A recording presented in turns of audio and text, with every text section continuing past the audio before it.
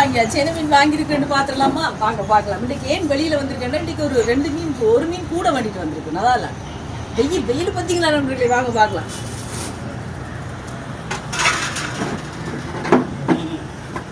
ஏன் கூட வாங்கினான்னு சொன்னால் நாளைக்கு பார்த்தீங்கன்னா ஸ்கூல் இல்லை, விசாக்கால அரை நேரம் தான் ஸ்கூல் போல எனக்கு. அதில் நான் பெருசாக வெளியில் போக மாட்டேன். அதுக்கு பிறகு பார்த்தீங்கன்னா அங்கே சனிக்கிழமையும் சோறு இல்லைன்னு சொல்கிறேன் செட்டுன்னா. அப்போ நான் 2 நாளைக்கு தேவையான மீன் வாங்கி வச்சிருக்கேன். அப்போ தான் காலையில் எழும்பி சடாரெட்டு படாரெட்டு சமைக்கிறேன். ஏன்னா அதுக்காக தான். இது பாருங்கோ, கிட்ட வாங்கோ.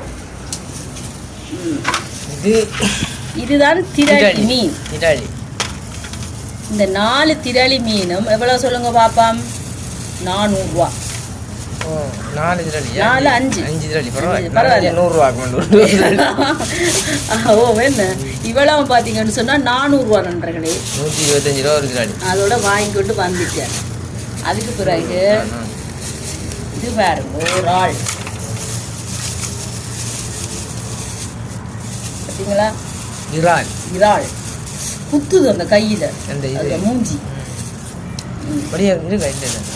இவ்வளவுதான் வேணும். பெருசா கணக்கு பேக்கை பார்த்தோன்னா நீங்க கணக்கேன்னு நினைக்க கூடாது, சரியா? அதுக்கு பிறகு இது பாருங்க, சீலா. இதான் சீலா மீன் நாங்க சொல்லுவோம்.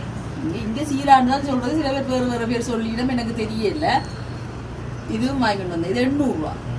நல்லா இருக்குல்ல, நல்ல டேஸ்டா இருக்குது இந்த மீன். அதோட இதை வாங்கியிருந்தாச்சு. இது நல்லா இருக்கு. இன்றைக்கு சீலாவை தான் இப்போ நான் குழம்பு வைக்க போறேன். இதை ஃப்ரிட்ஜில் 2ஐயும் வச்சுட்டு என்ன நடக்குதுன்ட்டு அந்த நாடகத்தை நான் உங்களுக்கு சரியா பாருங்க நண்பர்களே. இன்னைக்கு வந்து இந்த சீலாவை தான் சமைக்க போறேன். ஓகே பாருங்க, ஓடியாங்க மீன் சீலா திரளி. என்ன மீன் வேணும் தம்பி உங்களுக்கு? எனக்கு சீலா வேணும். சீலா வேணும் தாங்க. ஒரு நாள் இது சீலா, இந்த ஒரு சீலா 2000 ரூபா. என்ன நாங்க கேள்விப்பட்டோம் 800 ரூபாண்டு.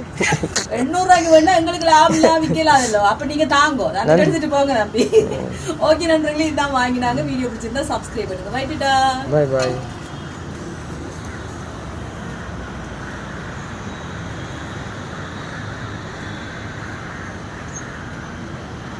தேவையற்ற வேலை வேற தெரியல. இடத்தை பார்த்தா வெயிலுக்கு எப்படி இருக்கு.